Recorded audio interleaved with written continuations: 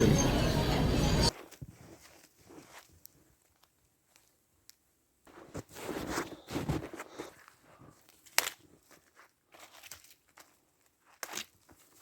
a lot we can learn from nature that can help us to become more self-sufficient and self-reliant. And here at the Off-Grid Cabin, we let nature supply us with some of the things that we need, like firewood, spring water, veggies and herbs from the garden, and we forage some as well. But there's also lots that we depend on from the food supply chain. Food shortages, are they real? In today's age of hand-to-mouth and just-in-time delivery systems, it's alarming to see empty sections on store shelves becoming a more common occurrence. Concerns of disruptions in the supply chain are not unfounded, and many consumers discover that items, goods, and products simply aren't appearing on the store shelf. The recent Freedom Convoy protest here in Canada has certainly made a lot of media headlines, and it should be noted that the original Freedom Convoy message and cause has been somewhat hijacked by other groups with other interests in mind. The event hasn't disrupted the food supply chain, so that's not contributing to any perceived food shortage. So, is it a real shortage? Hi folks, I'm Glenn. Hi Maureen. And today we are talking about 48 days, voluntary lockdown, no going out for groceries, no resupplying, no going out for gas, nothing. 48 days and what we learned. And food shortages and our take on them. Right here on Cabin Life. So we've been through 48 days of voluntary lockdown, and it was just a bit of a challenge for us to see how long we could endure with the stores and the preparations that we had done in the previous months, and just to see how long we could go in the event of a supply chain shortage or a delay. And there was quite a bit that we actually learned over that 7-week period. And since our last video, we said that we were going to go out, that we felt it was time to go and replenish those stores. A lot of our perishables were fading away fairly quickly, and I was really close to running out of coffee cream. So I was egging Maureen on that maybe we should go and replenish. But no, seriously though, a lot of our perishables lasted quite a while. We were quite surprised and happy about that. It gives us more confidence of what we can do in the future, knowing the space that we have and the situation that we're in. Everybody's situation is a little bit different, the size of your space, the type of space you have, whether you can keep things cold, maybe you've got cold storage or freezing storage or room for canning and all that kind of stuff. So all those factors depend on what you can manage and what you can bear as far as quantity and which also that equates to how long that you can last, right? So anyway, out we went. We decided that we were going to head out the gate for the first time in 48 days, and we went to start the car. It happened to be about minus 35 degrees with wind chill, and that's Celsius. Went to start the car, and it was a no-go. As far as I could tell, it wasn't the battery, it was just the oil pan was just too cold, oil was too thick, and it's not a good idea to try to start the car when the oil's in that kind of condition. So we spent the rest of the day in thawing the car out and warming it up, and finally made a venture for it the following day. The temperatures were about the same, but we managed to get the car started. So before we had ventured out, Maureen, since it had been over a month and a half since we'd been out to any stores and whatnot, we weren't really sure what to expect. And with the Freedom Convoy and all the truckers and making all the news headlines, again, we just didn't know what to expect. So, how shoppers and consumers were going to be reacting. Was all the bathroom tissue, toilet paper all going to be gone off the shelves or what, right? So how did you make out? On the way to the city to do my shopping, I was thinking and expecting to see a lot of empty shelves and holes in the shelves, and thinking of sort of prioritizing what I need to shop for. And what I found was some stores had lots of empty shelves, other stores not so much. And so it was a real variety depending on what store I went to, whether they were down in supplies or whether they were doing quite well. What were the roads like? Were they busy? Yep, I saw 3 cars. So the store shelves weren't empty, but they weren't all completely overstocked either. That's right. There were some holes in the shelves of different products. I found that the comfy foods, the comfort foods, a lot of them were gone. And basic canned goods were gone, depending on the store. Wonder what it's like in your area. I'm sure that it varies from locality to locality, province to province, state to state.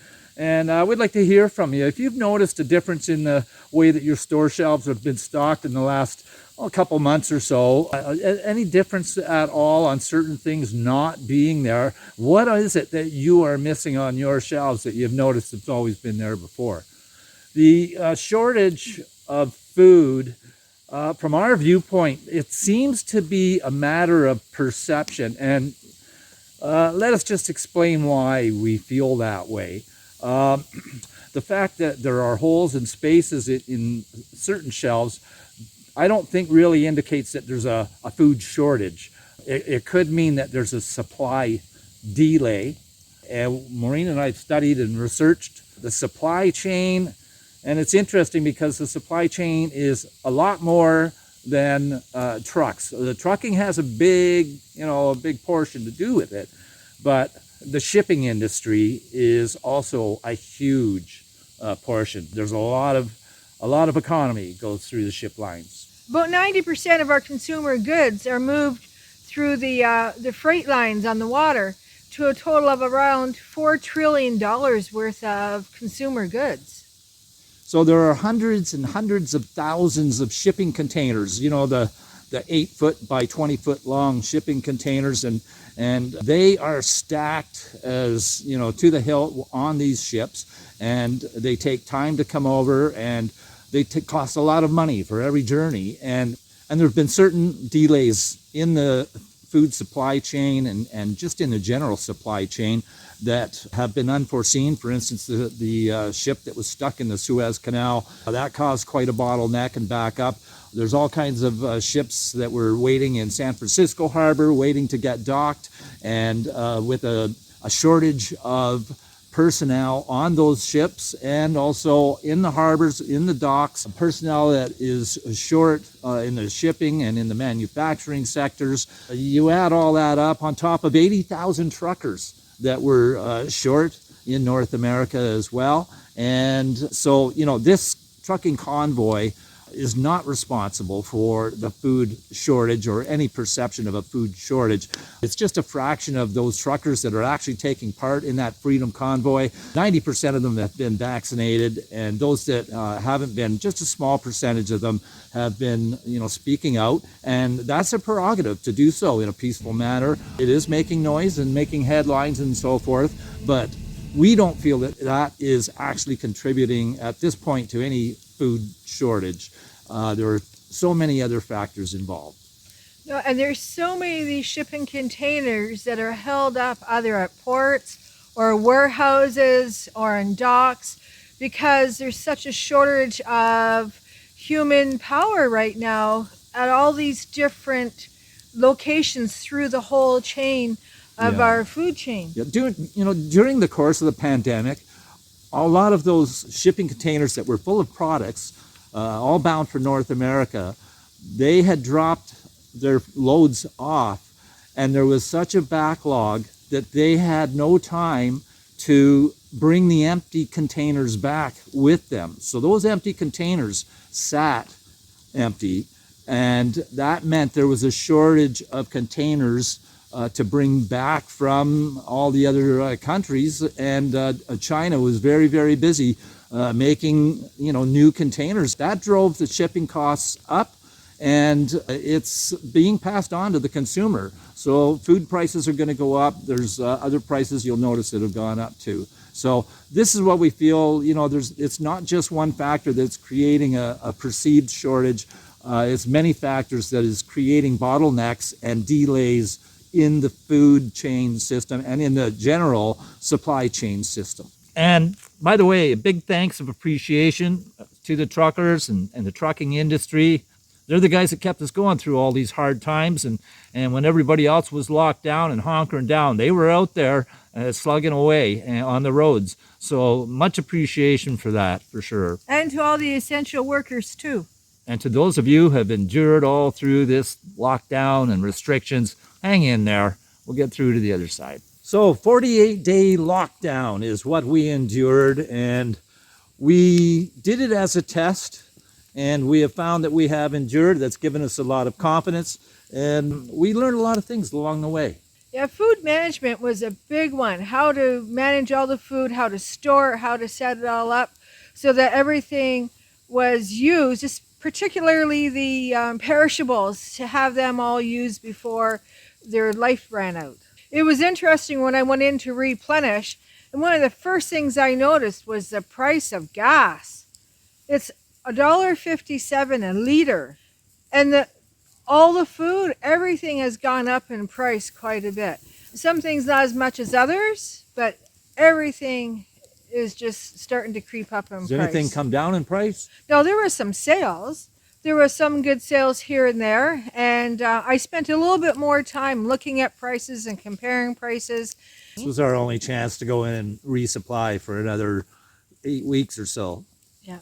Now, one thing I did find interesting is at one store I was cashing out, and one lady, she was going on about how, at this big box store, all the shelves are empty, there's nothing there, and all. She went on, and the next store I went to was the store she was talking about, and all the people who stocked the shelves, they were busy. There were skids and skids and skids of product being brought out, and their truck was late. So they did have stuff, but they just couldn't keep up to getting it on the shelves. What's your Walmart been like lately? Well, you may be like us. We're on a budget. We're retired, and we like to, stretch our dollar as much as we can. I know that there's been a lot of families that have, over the last 2 years, they've lost, their income. They've had to change jobs, make new careers, uproot themselves in some cases, and a lot of cases they just, having to change lifestyle. And there are families that are living, hand to mouth on a day-to-day basis, having to go to the store to buy something just for that day. And on a day-to-day basis, there's others that go to a restaurant. They don't know what they're going to have for dinner, and so they end up going to a restaurant. And so it's a day-to-day basis. Others, shop from week to week or once every 2 weeks or once a month. And, the supply chain is very similar in nature to that, living almost hand to mouth or from a day-to-day basis. They call it a just-in-time delivery system, and that supply chain is pretty precarious, even at the best of times. When things are flowing, the shelves just get to the point of being emptied, and the new shipment comes in just in time. And we're very accustomed as a society, very accustomed to having those things replenished, just at our beck and call kind of a thing that, I'm just going to go down, and you take for granted that you're going to resupply with, fresh eggs and buttered cheese and all that kind of stuff, all your produce and so forth. But what we're finding is delays in the system. They can make out to be what is a perceived food shortage. So it doesn't hurt to prepare. A lot of people are getting a bad rap because, people are saying, well, you're hoarding all of this stuff. And that's not a good idea to be hoarding. Some people are blaming the preppers on the food shortages, and that's not fair either. I think you'll find that most preppers actually just get a few things over and above what they normally would get over a long period of time. Well, it's the preppers who have been prepping for years and letting everyone else know you should start prepping. So I don't think it's the preppers, like the true preppers today, are causing the problem. It's the panic preppers. It's the the panic preppers. Right. So, we're not trying to fearmonger or anything, but we feel it's a really good idea. Start prepping if you haven't done so. Don't do it all at once. Do it one thing at a time. And as we said, 48 days, we did a little test. How long could we last? And we learned a few things along the way. And here's a few things that we did learn. Got a little list here.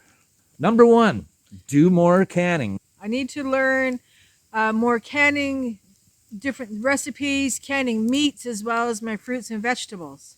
And a side note on that, Glenn is learning to drink coffee with less cream.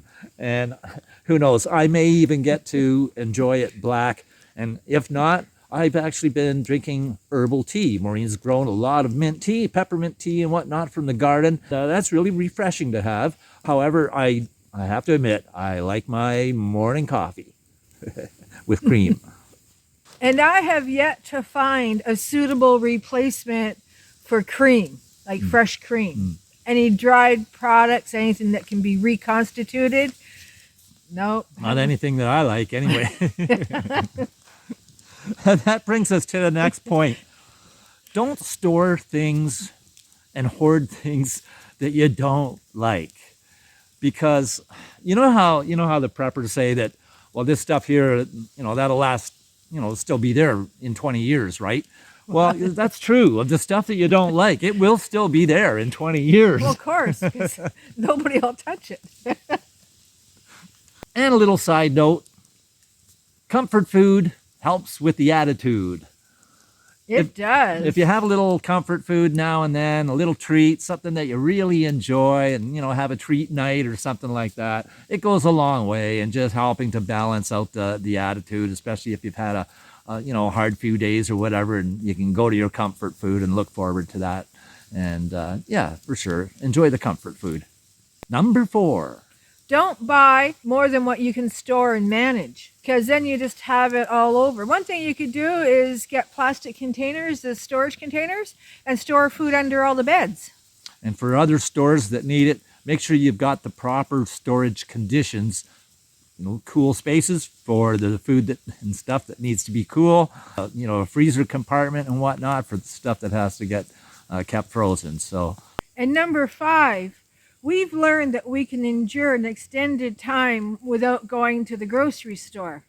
And that gave a lot of confidence that we can repeat what we've done and even go longer, because actually it was mainly our perishables that ran out on us, that we were getting to the point of needing to restock those perishables.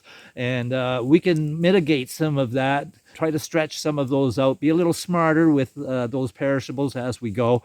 And I think that we can probably go for more than 48 days next time. What do you say? Shall we continue on with the challenge? We'll start over at a day 1, and we'll just kind of keep a calendar stick marks on how we're doing. Sure, we can do that. And just see what else we can learn from the experience. And we'll keep you posted how things are going and how the food shelves and the stores and whatnot look around here as we go. Well, we'd like to welcome our new subscribers to the channel. Appreciate you coming by and checking out our episodes. And we share our experiences around the off-grid cabin here and our homestead, which is partially on-grid. And we mainly focus on the off-grid cabin. We share nature and our surroundings. We really enjoy sharing videos with you, and we enjoy campfire cooking, making fire, and having fun doing it, venturing out and about in the wilderness. And we enjoy sharing all these experiences with our viewers. And we've done some buying land videos, a playlist which seems to be quite popular amongst those who are looking to find their dream property. You can check out the playlists as you go. Thanks for stopping by. We'll see you next time. That's all for now. I'm Glenn. I'm Maureen. Over and out. Take care.